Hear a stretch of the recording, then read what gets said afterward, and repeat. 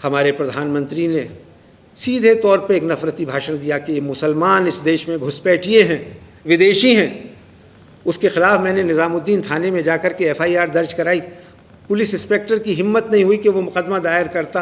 हाथ जोड़ लिया उसने कि साहब हम ये नहीं कर सकते। मैंने कहा ठीक है, आप मत करिए, लेकिन लिख के दीजिए कि आप नहीं कर सकते। उसने कहा हम ये भी नहीं कर सकते।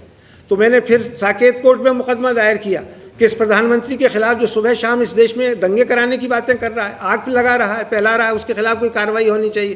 पीपल्स रिप्रेजेंटेशन एक्ट के तहत उसके ख़िलाफ़ कार्रवाई होनी चाहिए। जब इस मुल्क का वज़ीर आज़म पिछले 12 साल से खुलेआम पब्लिक स्पीचेस में हेट स्पीच देता हो, हेट क्राइम करता हो और उसके ख़िलाफ़ कोई कार्रवाई ना तो इलेक्शन कमीशन करे ना अदालतें करें, तो बड़ी मायूसी होती है। ऐसे में क्या किया जा सकता है और इससे फ़रोग़ मिलता है। सिर्फ वज़ीर आज़म नहीं, अगर एक वज़ीर आज़म ही होता तो शायद मान लिया जाता कि चलिए ये इस आदमी की आदत है, इस तरह की बातें करता है।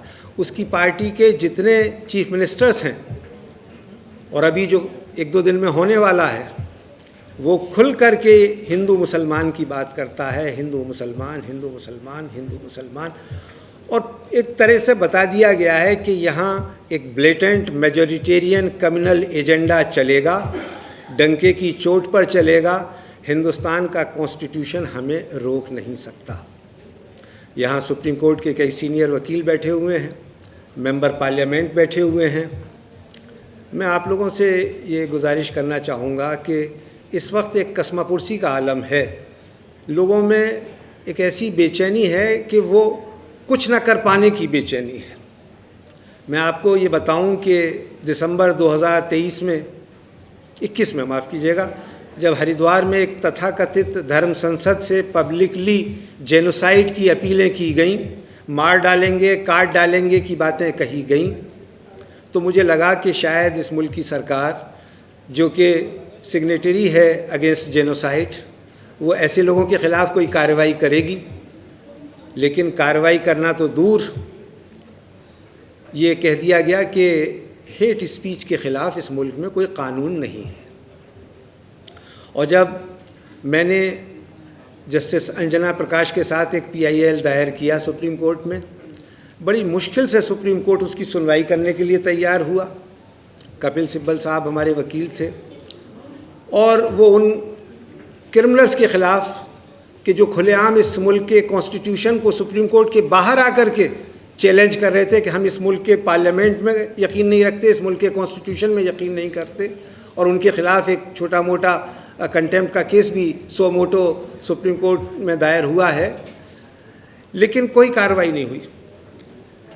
जब बहुत ज़्यादा हमने उस पर बार बार जाकर के अदालत को कहा कि कुछ कीजिए, कुछ कीजिए, कुछ कीजिए, तब उस स्वामी नरसिंहानंद और उसके साथियों को जेल भेजा गया जो काट डालो और मार डालो की अपीलें कर रहे थे। और अभी पिछले हफ्ते 4 साल की हमारी वो सारी मेहनत और मुझ समेत 20-25 और लोग, संजय हेगड़े साहब भी उनमें से एक हैं जो मुकदमा लड़ रहे थे, वो सारी अपीलें सुप्रीम कोर्ट ने ये कहते हुए ख़ारिज कर दी कि इसकी कोई ज़रूरत नहीं है।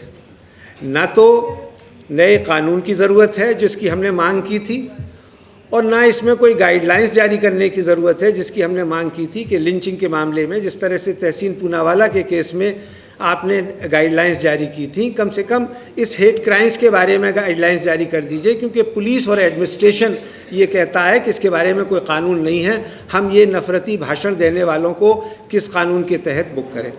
हालांकि 2022 में सुप्रीम कोर्ट ने ही मेरे मुकदमे में कुर्बान Ali versus union of India में ये डायरेक्टिव दिया है, जब महाराष्ट्र में नफरती स्पीचेस हो रही थी और रैलियां निकाली जा रही थी, कि एडमिनिस्ट्रेशन को कोई मुकदमा दर्ज हो, कोई FIR दर्ज हो, इसका इंतज़ार करने की ज़रूरत नहीं है। उन्हें सो मोटो कॉग्निजेंस लेना चाहिए और कार्रवाई करनी चाहिए, क्योंकि ये एक गंभीर अपराध है। और इस तरह से फिर कुछ कार्रवाई हुई भी, लेकिन वो सुप्रीम कोर्ट ने पिछले हफ्ते उस सब पर पानी फेर दिया, उस सब को खारिज कर दिया, और उन लोगों के हौसले और ज़्यादा बुलंद हुए जो सुबह शाम नफ़रती भाषण देते हैं और जो बताते हैं कि ये मुल्क हिंदुओं का मुल्क है। बाकी लोगों को इस मुल्क में जो सो कॉल्ड बाकी लोग हैं, माइनॉरिटीज़ हैं, उन्हें मेजॉरिटी के रहमो करम पर रहना होगा और वो उनका कुछ नहीं बाल बांका किया जा सकता। यानी हम इस मुल्क के संविधान को अपने पांव तले रौंदते हैं। मैं यहाँ आज APCR के लोगों को मुबारकबाद देने के साथ साथ कि ये बड़ा काम किया है, वक्त की ज़रूरत है और इसका पूरा डेटा आना ही चाहिए। और जैसा अभी संजय सिंह साहब ने कहा कि ये तो बहुत कम है, बहुत बड़ी तादाद में हुआ है। मैं मनोज झा साहब से और संजय सिंह साहब से ये कहना चाहूँगा कि आप बहैसियत मेंबर पार्लियामेंट एक प्राइवेट मेंबर बिल तो पेश कर दीजिए कि इसके लिए कानून बनाया जाए। चलिए, मुबारक कि आपने ये किया। ये होना चाहिए, कम से कम ये चीज़ें रिकॉर्ड पर तो आएँ कि इस मुल्क में कोई आदमी स्कॉट फ्री नहीं जा सकता इस तरह से ये वाहियात बातें करके, ये नफ़रती भाषण दे करके।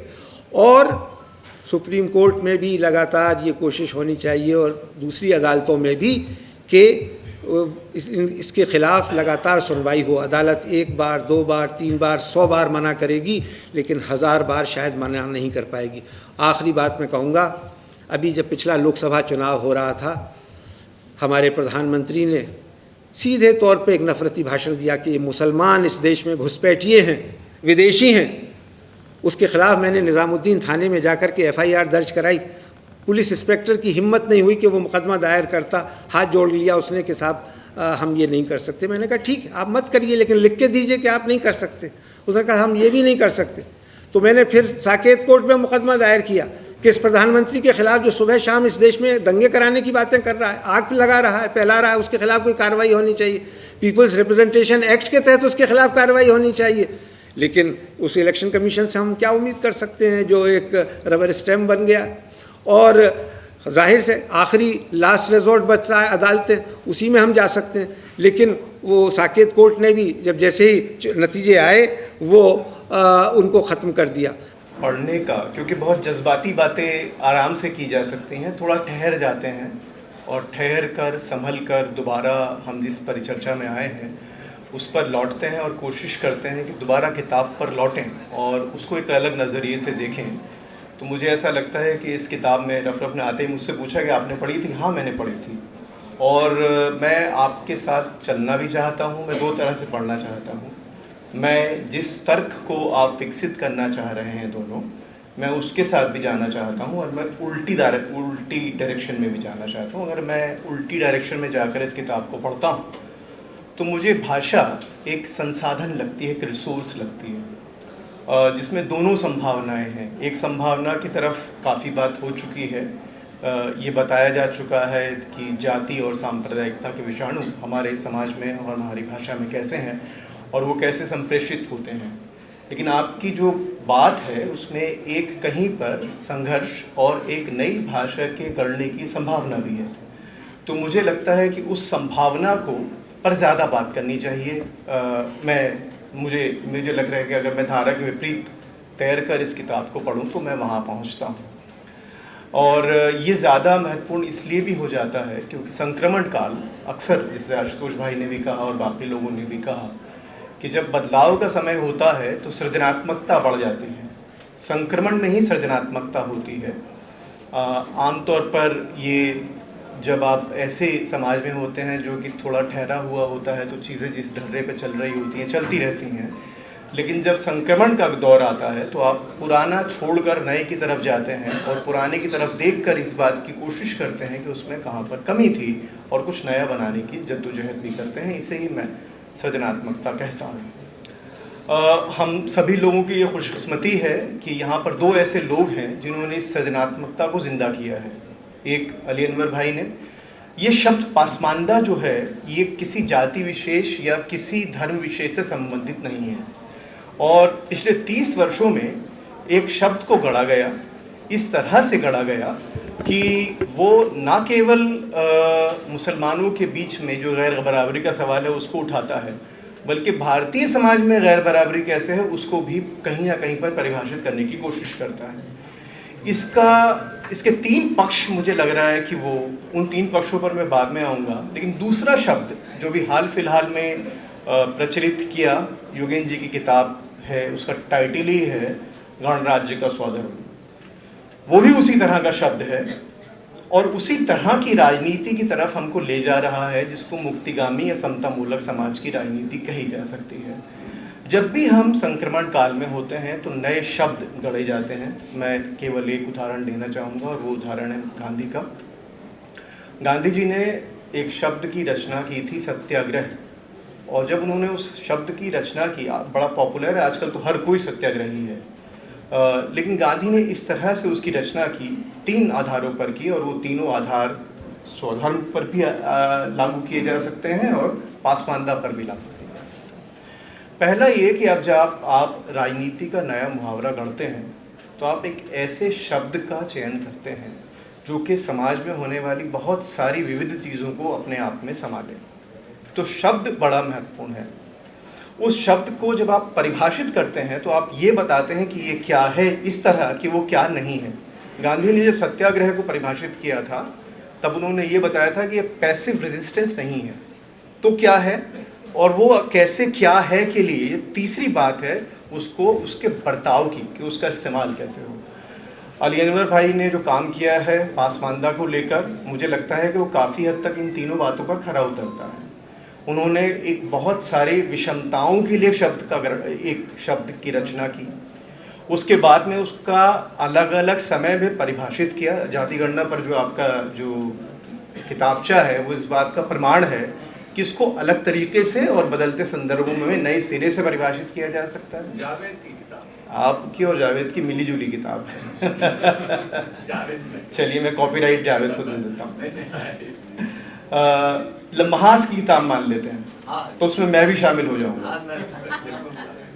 तीसरी बात ये कि उसका बर्ताव कैसे हो, उस शब्द का बर्ताव कैसे हो। याद रखिए कि आम तौर पर ये हो गया है इस समय, और ये बदकिस्मती है कि कुछ ऐसी समारोह में मैं गया जहाँ पर जैसे ही मैंने शब्द कहा पासमानदा तो कहा गया आप तो बीजेपी की बात कर रहे हैं, ऐसा भी हुआ है।